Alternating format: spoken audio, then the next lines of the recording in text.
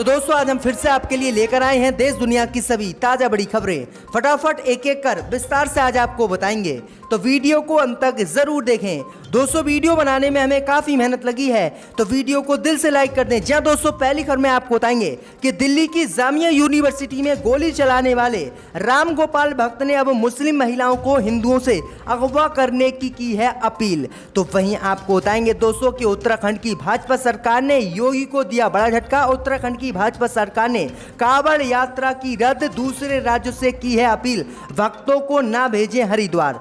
तो वहीं आपको बताएंगे दोस्तों कि बॉलीवुड के सुपरस्टार दिलीप कुमार का 98 साल की उम्र में हुआ निधन। आज शाम 7 बजे दफनाया जाएगा मुंबई में उनका शव। तो वहीं आपको बताएंगे दोस्तों कि भाजपा सांसद रवि किशन ने असदुद्दीन ओवैसी को दी चुनौती, कहा योगी को छूकर दिखाएं ओवैसी, हैदराबाद जाएंगे उड़कर।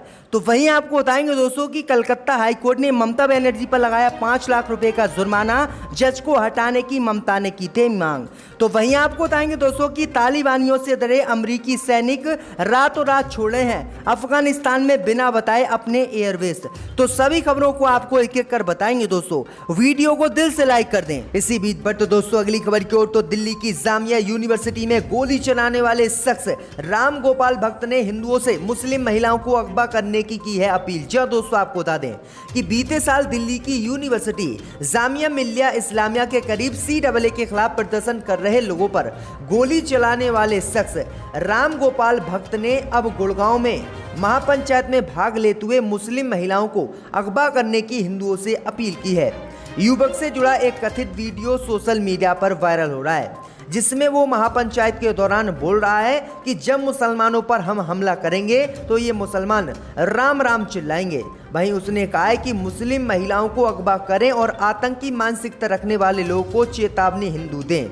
वहीं आपको बता दें कि ये महापंचायत गुड़गांव में धर्म परिवर्तन, लव जिहाद और जनसंख्या नियंत्रण पर कानून को लेकर बुलाई गई थी। इस दौरान इस युवक ने यह विवादित बयान दिया है। इसका वीडियो सोशल मीडिया पर वायरल हो रहा है, लेकिन अभी तक इस पर कार्रवाई नहीं की गई है। ऐसा ही मामला जब जामिया मिल्लिया यूनिवर्सिटी में CAA के खिलाफ विरोध प्रदर्शन छात्र कर रहे थे, तब इसने खुलेआम पुलिस के सामने पिस्तौल लहराई थी और फायरिंग भी की थी। तब इसको कोर्ट ने जमानत दे दी थी क्योंकि ये नाबालिग था, लेकिन अब फिर से मुसलमानों के खिलाफ इसने विवादित बयान दिया है। अब देखते हैं कि इस पर क्या कार्रवाई की जाती है। इसी बीच पर तो दोस्तों अगली खबर की ओर, तो कांवड़ यात्रा को लेकर योगी को लगा बड़ा झटका। उत्तराखंड की भाजपा सरकार ने कांवड़ यात्रा की रद्द, दूसरे राज्यों से की अपील, भक्तों को न भेजें हरिद्वार। जब दोस्तों आपको बता दें कि कोरोना वायरस महामारी के बीच कुंभ मेले के आयोजन पर किरकिरी होने के बाद उत्तराखंड की भाजपा सरकार ने आज कांवड़ यात्रा पर रोक लगा दी है। सरकार ने महामारी का हवाला देते हुए यात्रा रोक दी है। एक रिपोर्ट के मुताबिक राज्य के पुलिस प्रशासन ने पड़ोसी राज्यों से श्रद्धालुओं को हरिद्वार नहीं भेजने की अपील की है। सावन के महीने में लाखों की संख्या में श्रद्धालु उत्तराखंड के हरिद्वार पहुंचते हैं। पिछले साल भी कोरोना वायरस की वजह से यात्रा आयोजित नहीं की गई थी। वहीं आपको बता दें कि उत्तर प्रदेश की योगी सरकार ने कांवड़ यात्रा की इजाजत यूपी में दे दी थी, लेकिन अब योगी के आदेश के बाद उत्तराखंड की भाजपा सरकार ने योगी को झटका देते हुए उत्तराखंड में कांवड़ यात्रा रद्द कर दी और कहा कि राम भक्तों को हरिद्वार दूसरे राज्य के लोग ना भेजें। तो ये बड़ी अपडेट आ रही दोस्तों। इसी बीच पर तो दोस्तों अगली खबर की ओर, तो बॉलीवुड के सुपरस्टार दिलीप कुमार का हुआ निधन, शाम 5 बजे दफनाया जाएगा शव। जी दोस्तों आपको बता दें कि भारत के मशहूर फिल्म अभिनेता दिलीप कुमार का 98 वर्ष की आयु में आज निधन हो गया है। वे पिछले कई दिनों से अस्वस्थ थे और कई बार उन्हें अस्पताल में भी भर्ती कराया गया था। वहीं आपको बता दें कि सांता क्रूज मुंबई के जूही कब्रिस्तान में शाम 5 बजे उनके शव को दफनाया जाएगा। महाराष्ट्र के मुख्यमंत्री उद्धव ठाकरे ने राजकीय सम्मान के साथ अभिनेता दिलीप कुमार के शव को दफनाने के आदेश दिए हैं। वहीं आपको बता दें कि प्रधानमंत्री मोदी सहित देश के बड़े बड़े नेता सहित अभिनेताओं ने उन्हें श्रद्धांजलि दी है और उन्हें सिनेमा का लेजेंड बताया है। तो ये बड़ी अपडेट आ रही दोस्तों। इसी बीच पर तो दोस्तों अगली खबर की ओर, तो उत्तर प्रदेश में भाजपा सांसद रवि किशन ने ओवैसी को दी धमकी, कहा योगी को छूकर दिखाएं ओवैसी, हैदराबाद उड़कर जाएंगे। जी दोस्तों आपको बता दें कि उत्तर प्रदेश विधानसभा चुनाव 2022 से पहले यूपी में राजनीतिक बयानबाजी शुरू हो चुकी है।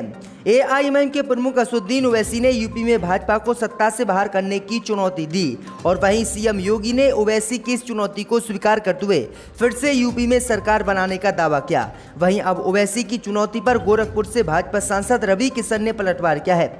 रवि किशन ने ओवैसी को चुनौती दी है।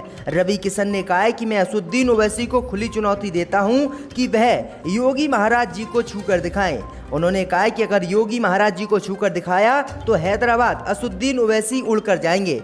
वहीं रवि किशन ने कहा है कि योगी आदित्यनाथ 2.5 घंटे आरती करने वाले सन्यासी हैं, इसलिए अगर उनको असदुद्दीन ओवैसी ने छुआ या नष्ट करने की कोशिश की तो उनका बुरा हाल हम कर देंगे।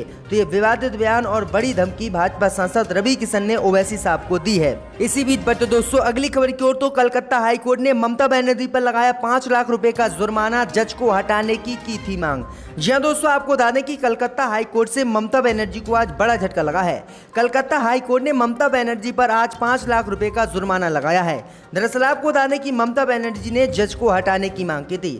दरअसल आपको बता दें कि नंदीग्राम विधानसभा सीट से ममता बनर्जी हारी थी और ममता बनर्जी ने कलकत्ता हाईकोर्ट में याचिका डाली थी और कहा था कि शुभेंदु अधिकारी ने लोगों के साथ मिलकर इस सीट पर धांधलेबाजी की थी और धांधलेबाजी से ही विधानसभा का चुनाव जीता है। ममता बनर्जी ने कोर्ट में याचिका लगाकर मांग की थी कि कोर्ट तत्काल इस पर आदेश जारी करे और इस विधानसभा सीट पर रिकाउंटिंग करवाए।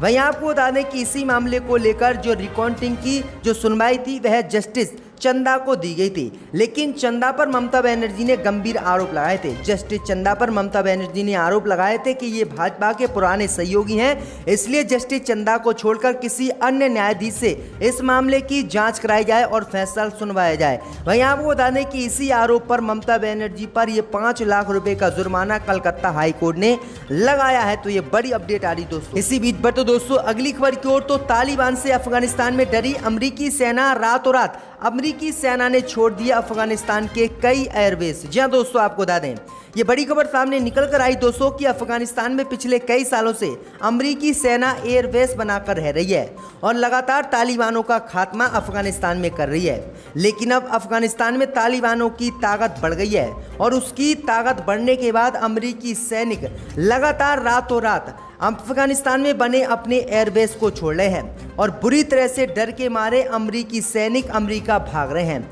दरअसल आपको बता दें कि ये खुलासा खुद अफगानिस्तान के एक बड़े कमांडर ने किया है। दरअसल आपको बता दें कि अमरीकी सेना ने वगराम एयरबेस रात के अंधेरे में अफगानिस्तान को बिना बताए छोड़ दिया है। वगराम एयरबेस के नए कमांडर ने ये जानकारी दी है। जनरल असदुल्ला कोहिस्तानी ने बीबीसी न्यूज को बताया कि अमरीकियों ने शुक्रवार को सुबह 3 बजे वगराम एयरबेस को छोड़ दिया है। अफगानिस्तान के सुरक्षा बलों को इसकी जानकारी कुछ घंटे बाद ही मिली है। वहीं आपको बता दें कि अमरीकी सैनिक लगातार अफगानिस्तान को छोड़कर भाग रहे हैं क्योंकि अमेरिका के सैनिक अफगानिस्तान में तालिबान से बुरी तरह से डर गए हैं। तो ये बड़ी अपडेट आ रही दोस्तों। वहीं सारा सामान भी अमरीकी सैनिक अफगानिस्तान में छोड़कर जा रहे हैं। इसी बीच पर तो दोस्तों अगली खबर की ओर तो महाराष्ट्र में कांग्रेस ने शिक्षा में मुसलमानों को आरक्षण की मांग को दोहराया, शिवसेना की बढ़ गई हैं मुश्किलें। जी दोस्तों, आपको बता दें कि नौकरियों एवं शिक्षा में मराठा समुदाय और ओबीसी के लिए आरक्षण बहाल करने की मांग को लेकर महाराष्ट्र में हो रहे प्रदर्शन के बीच कांग्रेस पार्टी के एक नेता ने मुस्लिम समुदाय को शिक्षा में 5% आरक्षण दिए जाने की मांग की है। उन्होंने दावा किया है कि शिवसेना, एनसीपी और कांग्रेस की महाविकास अघाड़ी सरकार ने भी इसका अनुमोदन किया था और वादा किया था कि अगर हमारी सरकार बनी तो हम 5% नौकरियों और शिक्षा में मुसलमानों को आरक्षण देंगे। लेकिन अभी तक 3-4 साल सरकार को चलाए हो गए, लेकिन अभी तक सरकार ने मुसलमानों को आरक्षण नहीं दिया है। इसी को लेकर अब कांग्रेस पार्टी के बड़े नेता ने मुसलमानों को शिक्षा में 5% आरक्षण की मांग दोहराई। अब देखते हैं कि महाराष्ट्र की शिवसेना सरकार मुसलमानों को आरक्षण देती है या फिर नहीं। इसी बीच बढ़ते दोस्तों अगली खबर की ओर तो आज मोदी मंत्रिमंडल का होगा विस्तार, कई नेता पहुंचे दिल्ली। नीतीश कुमार ने मोदी से मांगे हैं 4 मंत्री, भाजपा की बढ़ गई हैं मुश्किलें।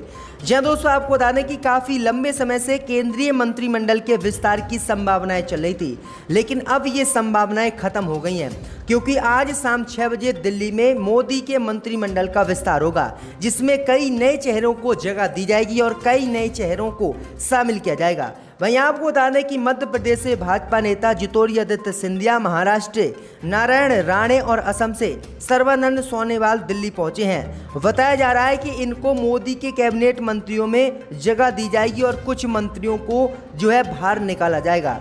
मैं आपको बता दें कि इससे पहले ही मोदी के मंत्रिमंडल विस्तार से पहले ही नीतीश कुमार ने मोदी की मुश्किलें बढ़ा दी हैं। नीतीश कुमार ने प्रधानमंत्री मोदी से कैबिनेट मंत्रिमंडल विस्तार में 4 मंत्रियों के पद मांगे हैं, जिसके बाद प्रधानमंत्री मोदी सहित भाजपा की मुश्किलें बढ़ गई हैं। अब देखते हैं कि प्रधानमंत्री मोदी नीतीश कुमार को कितने पद देते हैं। इसी बीच पर तो दोस्तों अगली खबर की ओर, तो एक्टर एजाज खान को नहीं मिली कोर्ट से जमानत, कोर्ट ने खारिज की जमानत याचिका।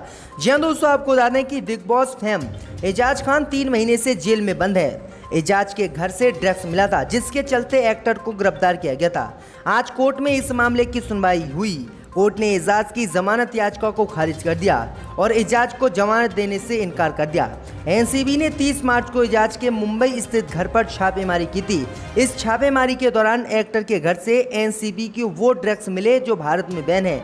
इसके बाद एजाज को हिरासत में लिया गया था, पूछताछ की गई थी। बता दें कि एजाज की गिरफ्तारी उस समय हुई थी जब वह राजस्थान से मुंबई लौट रहे थे और एयरपोर्ट पर ही उनको हिरासत में ले लिया गया था। तो ये बड़ी अपडेट आई दोस्तों कि एजाज खान को कोर्ट ने जमानत नहीं दी।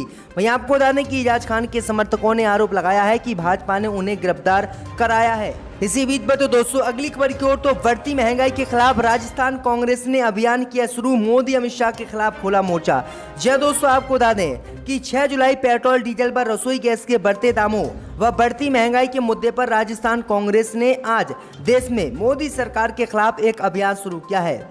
इस अभियान के तहत मोदी सरकार के खिलाफ पेट्रोल पंपों सहित रसोई गैस के बढ़ती कीमतों के खिलाफ कांग्रेस पार्टी देश में धरना देगी और भाजपा के खिलाफ मोर्चा खोलेगी। वहीं आपको बता दें कि अब कांग्रेस पार्टी 17 जुलाई तक ये आंदोलन चलाएगी और मोदी सरकार से लगातार पेट्रोल डीजल पर बढ़ते दामों को कम कराने की कांग्रेस पार्टी मांग करेगी। तो ये बड़ी अपडेट आ रही दोस्तों।